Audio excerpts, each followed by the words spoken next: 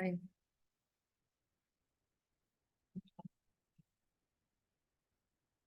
Em, aduh, oke. Di slide ini kita akan belajar bahwa sel otot itu sebenarnya tidak terlihat clean seperti yang kelihatan. Karena di dalamnya dia memiliki seperti tabung-tabung lagi. Nah, contohnya ini adalah sel otot, otot lengan. Kemudian kalau kita zoom in, dia kelihatan seperti ada kumpulan-kumpulan dari tabung-tabung, silinder-silinder. Lalu dari satu tabungnya kita zoom in lagi, kelihatan ini nukleus-nukleusnya. Ternyata di dalamnya juga ada silinder-silinder kecil atau tabung-tabung kecil yang disebutlah sebagai miofibril. Nah, miofibril inilah sel otot kita yang berbentuk serabut-serabut halus. Nah, miofibril ini di dalamnya itu ada banyak sekali sarkomer. Kalau sarkomernya kita zoom in, kelihatannya seperti ini, nah. Atau kalau misalnya gambarnya yang ini, kita bisa lihat di sini ada struktur tulang, ini bone atau tulang, lalu ini adalah otot atau daging, dan yang melekatkan otot dengan tulang itu namanya tendon. Nah, di buku, di halaman 108, 109, kalian bisa menemukan definisi dari tiap bagian-bagian ini.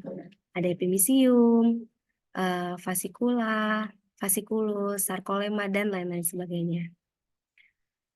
Nah, kita mau fokuskan ke bagian yang sarkomer. Ini adalah 3 kondisi sarkomer ketika otot sedang relaksasi, ketika otot sedang kontraksi, dan ketika otot sedang kontraksi penuh.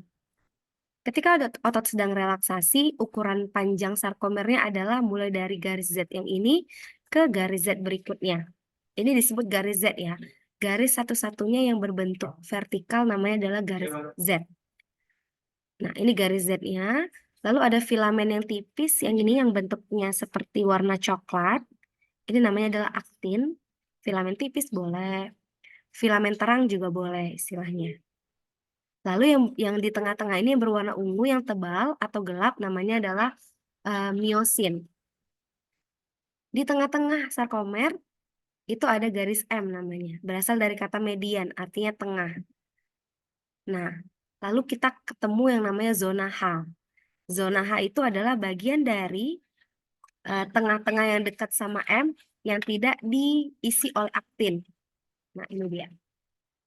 Lalu ada bagian yang diisi semuanya oleh miosin namanya adalah pita A atau zona A. Sedangkan bagian kiri dekat sama garis Z yang tidak diisi oleh miosin namanya adalah pita I atau zona I. Kelihatan kan ketika muscle-nya kontraksi, garis Z-nya itu memendek, semakin terdorong ke arah garis M. Kenapa? Karena aktinnya itu menuju ke garis M semuanya. Tapi ketika dia full kontraksi atau kontraksi penuh, lihat, aktinnya saling tumpang tindih. Itu kenapa ketika kita kontraksi, otot kita memendek. Di slide selanjutnya ini, kita akan belajar bahwa, sebentar ya, kita akan belajar bahwa terjadi interaksi antara miosin aktin yang mendasari kontraksi serat otot. Tapi kita bahas dulu nih slide berikutnya. Nah, kita bahas dulu ini. Jadi sebenarnya si aktin yang warnanya coklat tadi gak exactly benar-benar cuman garis. Ternyata dia kalau di zoom in kelihatan seperti ini. Bulat-bulat-bulat. Ini namanya aktin. Lalu ada tali yang mengikat aktin supaya aktinnya tidak kemana-mana. Ini namanya adalah tropomiosin. Nah, di sekitar tropomiosin kita ketemu namanya yang berwarna ungu namanya adalah troponin kompleks. Masing-masing ini punya fungsi. Fungsinya ada di halaman 111. Dan di bagian troponin kompleks kita ketemu ada situs pengikatan kalsium atau Ca2+ binding sites. Apa yang terjadi di sini? Jadi fungsi miosin atau garis gelap tadi atau pita gelap tadi adalah menggerakkan aktin. Lalu aktin dengan miosin itu harus berikatan dulu supaya si miosin bisa menggerakkan aktin. pengikatannya di tempat-tempat tertentu, tidak di semua sisi aktin. Jadi sisi pengikatannya itu adalah di bagian yang bolong di aktin ini. Ini sisi pengikatannya. Di bagian bolong di aktin ini ditutup sama tropomiosin.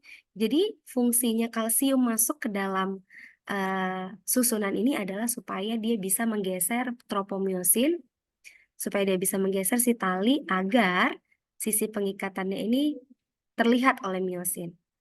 Maka Ca2+ datang menjumpai troponin kompleks berikatan sehingga menggeser tali tropomiosin agar sisi pengikatan aktinnya ini terbuka dan kepala miosin bisa berikatan dengan dia. Nah, kita anggap bahwa sudah terbuka ya, Ca sudah datang, kepala miosin. Nah, ini dia. Kepala miosin harus punya energi supaya dia bisa menggerakkan si aktin. Energinya datang ke kepala miosin dalam bentuk ATP. Jadi seluruh energi yang ada di dalam tubuh kita itu dalam bentuk adenosin trifosfat. Adenosin yang mengikat 3 fosfat. Di mana letak energinya? Di fosfatnya. Kan fosfatnya ada 3 tuh. Jadi kita cuma butuh 1 fosfat aja yang kita urai. Sehingga ATP dipecah menjadi ADP, adenosin difosfat plus fosfat. Fosfatnya inilah tersimpan energi tinggi yang mampu menggerakkan kepala miosin supaya dia bisa menggeser aktin menuju ke garis M atau garis yang tengah tadi. Garis yang ini, garis yang tengah ini. Right, kita lihat ya. Lihat, kepala miosin sudah kedatangan ATP. ATP dipecah jadi ADP plus fosfat. Lalu kepala miosin langsung berikatan dengan sisi yang bolong dari aktin. Karena sudah diberi fosfat yang berenergi, kepalanya mampu menggeser, mendorong aktin menuju garis M. Hingga akhirnya aktin bergerak menuju garis M, otot memendek, terjadi kontraksi kan? Nah, itu yang terjadi di slide ini.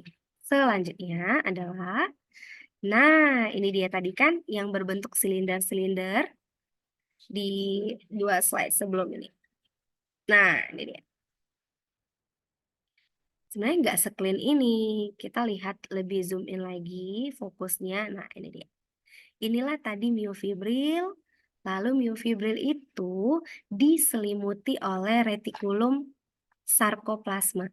Jadi ini adalah jenis retikulum endoplasma, tapi letaknya di sel otot. Karena sel otot dia terdiri dari banyak sekali sarkolema atau membran pembungkusnya, disebutlah retikulum sarkoplasma. Apa yang terjadi di sana? Kita lihat di slide selanjutnya. Kita ketahui bersama, otot bisa berkontraksi kalau ada rangsangan yang masuk. Rangsangan yang masuk itu sebagian besar berasal dari luar tubuh, masuk ke dalam tubuh dalam bentuk aliran listrik atau dalam bentuk energi-energi kimia. Contohnya, salah satunya adalah asetilkolin. Asetilkolin ini adalah jenis rangsangan yang masuk ke dalam sel otot. Nah, ini bagian ujung ini adalah ujung sel otot yang lain.